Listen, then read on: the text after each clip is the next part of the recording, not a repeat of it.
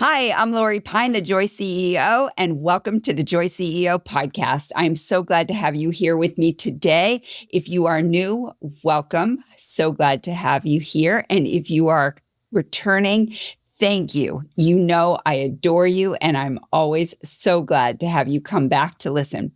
Today, we are going to talk about how the Joy CEO actually began. The real deal, the real story. The one that I often do not tell. But since you have been with me now for over a year, it's time that I peel back the curtain and share with you the journey that brought me to this moment in time. It was July of 2008. I was in a new city, a new job, and probably a new Ann Taylor suit that felt really uncomfortable and itchy.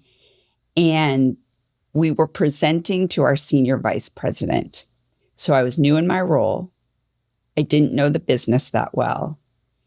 And I was going to go in front of him and give him an update and my recommendations.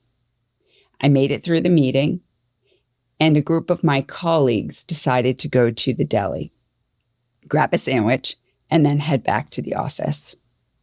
I stood in line with several of them to get what would become this disappointing concoction of fried chicken, dripping mayonnaise, and I thought it was going to be lettuce and tomato, but it was coleslaw. So when I got to the front of the deli line, I asked, can I just have a plain grilled chicken sandwich, nothing else except lettuce and tomato? And the woman behind the counter looked at me and she said, you must be new around here. That's not how we do it. And she proceeded to give me this messy concoction that I knew I would not eat. I took it, I went to the checkout and paid for my sandwich. And I remember nothing else. The next thing I know, I'm waking up in an ambulance and my vice president, Jack, is standing on top of me, horrified, white as a ghost. Lori.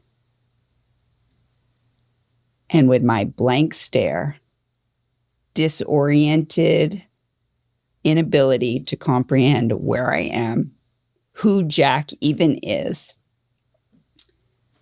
I say, where am I? What happened?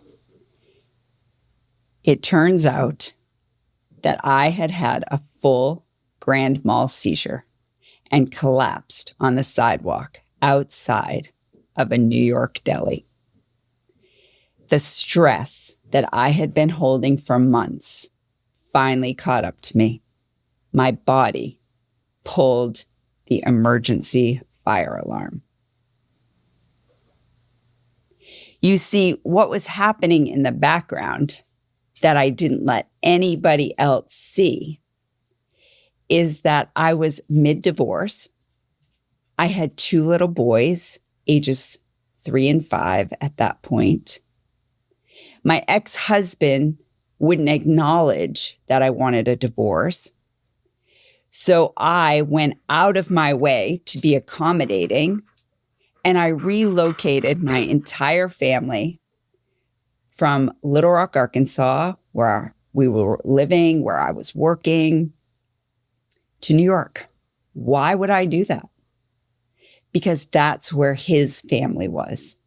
And I was trying to make this entire process easier for him, easier for my children who were now going to be around family for the first time in their little lives.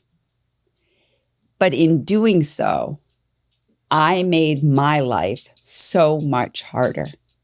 There was the actual move, the selling of a house, getting promoted, starting a new job, meeting a new team, the cultural differences of being in an office in Little Rock, Arkansas versus being in an office just outside of New York City. Can you imagine the differences, the pace, the expectations?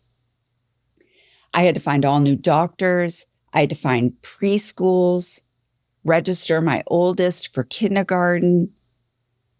And all the while, I was handling everything. I've got it. I can do it. Yes, I've got it. Boom, boom, boom. I was the girl who looked like she had it all together. And then the day came when I knew this meeting was happening. I had left Maine, left the boys with my parents and my ex-husband, driven back to New York so I could take this really big, really important meeting. And the night before the meeting, I was in this rental house by myself, and I thought somebody was trying to break in. So I laid in the bed, terrified. I put the dresser up against the door. I didn't know if I could leave, because if I left, it sounded like there was somebody outside of the door and they would just kill me and do terrible things to me. So I laid there until daylight. And once daylight came, I had already formulated a plan. I had all my clothes packed. I was ready to go. I drove to the office. I showered at the office, got ready at the office, and was there so early for the meeting. And then we presented to our senior vice president. So by the time I took a ride in an ambulance, it had been well over 36 hours before I had gotten any sleep. I was running at this pace for months, trying to make everybody else happy. Now, I am not the only one who has done this. Perhaps this is you right now. Perhaps this is a shadowing of something that might happen to you unless you change your ways. Perhaps you know somebody who's going through something similar. Because here's what happens when we as high performers get into this trap. We tell ourselves that we can handle it. We've got it. No worries. Go ahead. Give it to me. I can handle it. I've got it. I'm going to take care of that. But the truth is, our plate starts to run over. And our body can feel the stress, the anxiety, can feel the tension when things are starting to conflict, like living in a new city where your in-laws live, as you're trying to divorce their son. And now they're involved in all your business, and they want to sit down and talk to you and tell you why everything you're doing is wrong. These are the things that I didn't think through. When I thought, I can figure this out. I'll just move us. It will be so much better for him. Never once considering, is this going to be better for me? If I think about that time in my career, I was also doing really well. I was crushing it. I had just gotten awards. I had just gotten the highest performance rating of my career.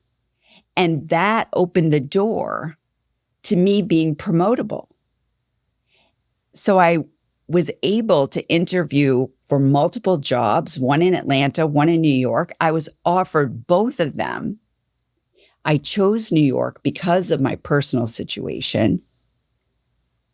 And so now I'm in a situation where I'm seen as a high performer. I'm seen as somebody who can get the job done. I've delivered results. I make the number. The collaborators align with me. I create cohesiveness. And guess what? All of that just glorifies the corporate grind, right? I make it look easy, and so people believe me. And here's what happens when we do that habitually, day after day, week after week, quarter after quarter, year after year. There is this grinding, there is this erosion on our nervous system. And we start to get warnings that we need to take care of ourselves. And yet we keep hitting that override button. Override, override. I don't need to slow down. I can't slow down. I love this work. I love what I'm doing. They need me. I can do it. I want to do it. And yet something is happening on the insides. So I want to share with you that my logic was flawed. It was flawed that I thought I could do everything. It was flawed that I thought I could handle all of this personal turmoil and then add on top of it this massive change to my corporate life. That was flawed thinking. But I didn't have a trusted mentor or ally in my life at that time that I could really talk to and outline my thinking and get feedback. So I went ahead and did it with my best thinking at that time. And my best thinking landed me in that ambulance that day. Here's what happens, though. When we actually become leaders who lead with joy, the data changes. There is concrete information out of Harvard and McKinsey that tells us that joyous leaders are aligned, they grow the business, they're more profitable, customer satisfaction improves, and they're 2 times less likely to burn out. So let me give you a few of these numbers. Joyous leaders are 31% more productive. They're 3 times more creative, 2 times less likely to burn out. They can drive sales up to 37% more. They'll drive profit increases of 23%, and customer service satisfaction increases by 31%.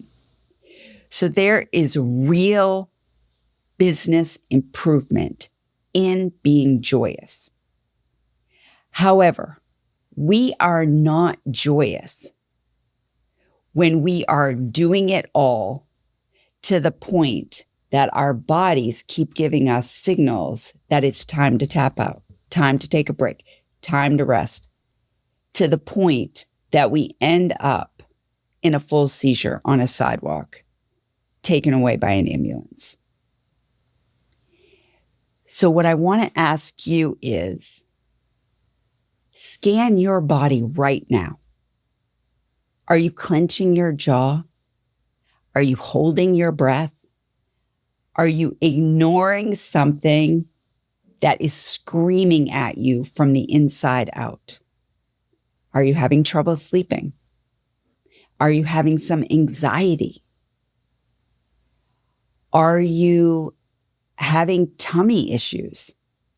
Is there something going on with you that is just a warning sign that an ambulance ride is right around the corner?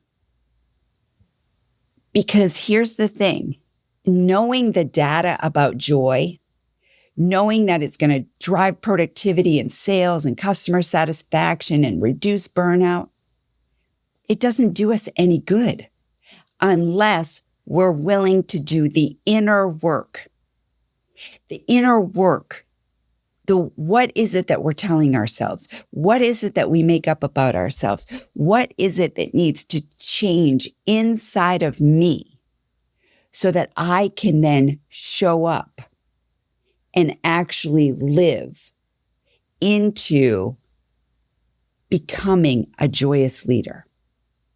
One who can lead with command and authenticity and results, but in a way that actually shines and highlights my truest self and who I am. Next week, we are going to do part 2 of this episode, and I'm going to pull back the curtain on exactly the internal reprogramming that I had to go through from being the girl who collapsed on the sidewalk, taken away by an ambulance. Life is a chaotic mess, to an aligned woman who is really clear on her purpose, why she's here, and who she is meant to serve. So you do not have to wait for an ambulance ride to stop you. You can choose to stop today. There is something that you can put down and something else that you can kindly and graciously pick up that will serve you well. And that is some joy, my friend. So until next week, when we go through part 2, I'm Lori Pyne, the Joy CEO. I'm so glad to be doing it with you. Thanks for joining me, and I'm going to see you next week.